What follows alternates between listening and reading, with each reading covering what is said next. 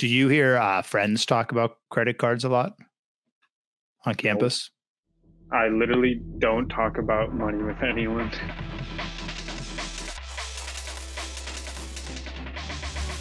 Welcome to Watching Trees Grow, a podcast by Troutwood. I'm Gene Natales, co-founder and CEO of Troutwood.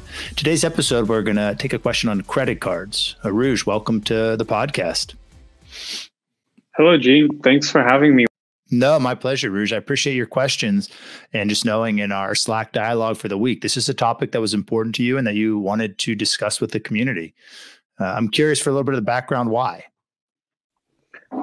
So today's topic is going to be all about credit cards. And the reason why I wanted to know is because a lot of what we do in like the world to buy things like a house, you need to have a good line of credit.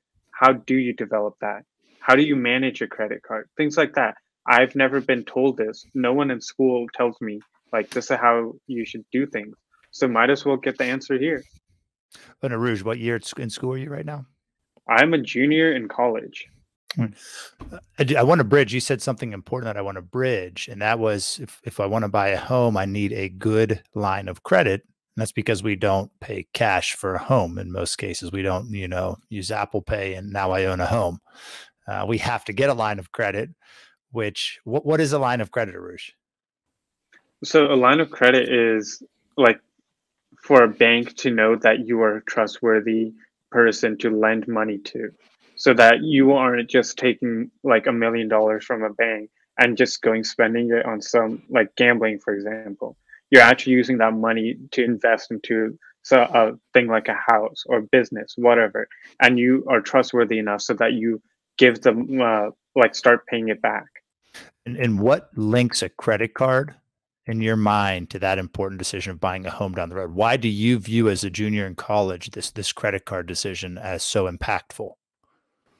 Because if I don't start now, I'm not going to have a solid enough credit score to when it comes to buying a house. I don't know how soon that will be, but if I start like a week before, the bank rates, yes, they might give me a loan or like a mortgage or whatever, but the rates for me will be a lot higher than if I had 10 years of prior really good credit scores. I want to share some quick stats on college students and credit cards. 57% of college students have a credit card. The average number of credit cards for those 57% of students is 5. I was surprised by that number. And 1 in 5 of those college student credit card holders hold just one credit card. Aruj, do you know many of your friends on campus that carry a credit card, or do you hear much chatter about, oh, do you have a credit card to grab dinner tonight? Majority of the people I know usually just use our like meal plan on campus, or if we go out somewhere, we're always using our debit cards. There's never a need for a credit card because it adds that unnecessary level of stress and stigma behind using a credit card, especially for a young person who doesn't have a stable amount of income.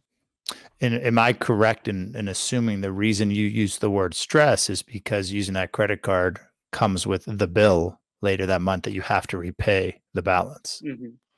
That is correct. So Aruj, I think credit cards it's a big conversation. I'll take those college statistics up a notch to the national level. Half of Americans keep a balance on their credit card, which means half of Americans are unable or choose not to pay their balance every month. That's fairly damaging when you pair that with the average interest rate on a credit card of a 19.2%. How do you view credit cards today in lieu of that statistic? So that is definitely something that I'm worried about because like I know that I am well educated in finances. I'm going to school for finance in itself, but I don't necessarily know how to well manage a credit card, for example. I don't know if like if anything happens and I need to make a big purchase with the credit card, like what happens then? What are my options? Things like that. I don't even know where to begin with getting a credit card. So Rouge, for this episode, then let's pick 3, and that can be number 1 if you'd like. Let's pick 3 credit card questions you have. Let's answer them, and then we'll carry on this discussion in part 2. Okay, yeah, that works. So my first question I'll just say is, Like, where do I get started with a credit card? There's a lot of credit card options. So let's narrow the noise and try to simplify that decision. My opinion and my personal recommendation with credit cards is to look for a card that comes with rewards of some kind that you would use. And I say that because I'm going to assume that our student audience is not going to be statistically average. We're going to assume that our audience pays their credit card balance in full every month. They're not going to be generating a minus 19.2% that investment return on our any unpaid balance. No. They're going to be paying it in full every month, which makes the credit card a tool.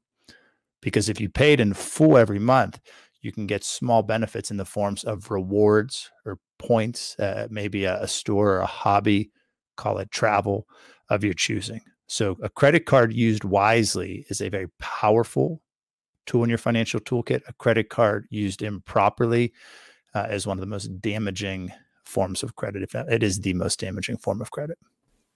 Mhm. Yeah, so like when I was researching credit cards for personal like research, I came across a term of like annual fees. How does that deal with credit cards? You want to make sure there's no annual fee on your credit card. Let's just keep that simple, that straightforward. Select a credit card with no annual fee. The end.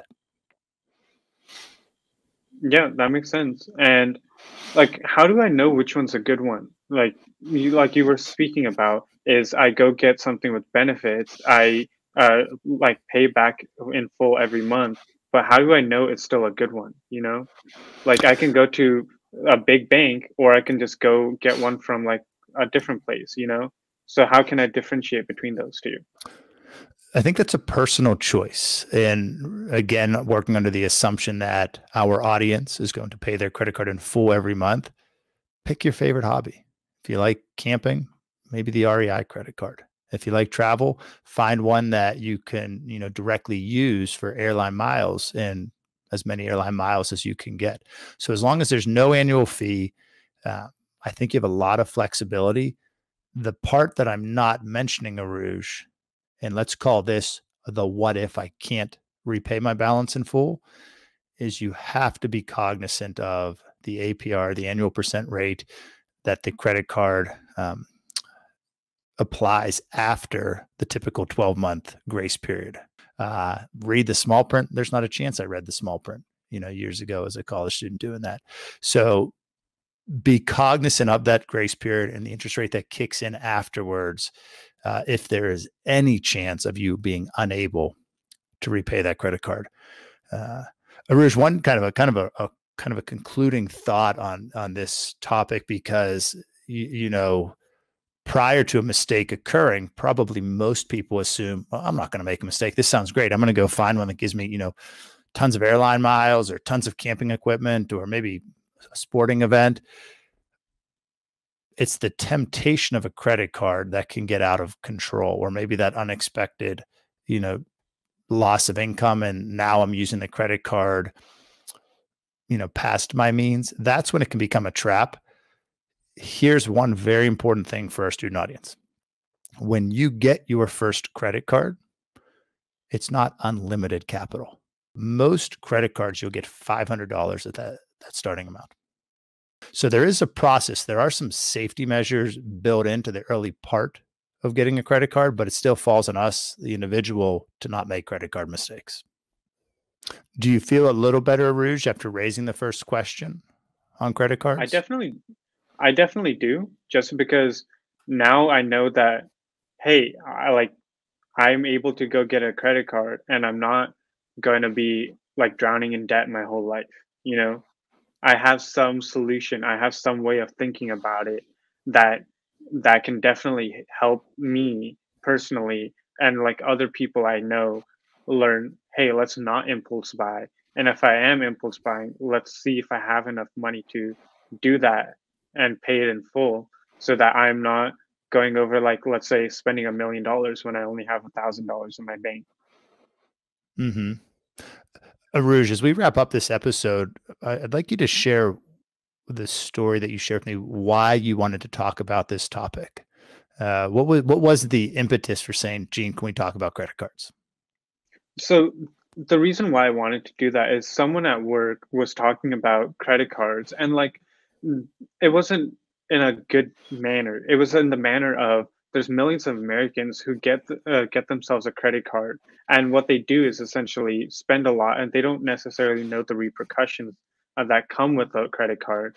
They rack on this high interest rate, and to pay it off, they might get another credit card and start paying that off.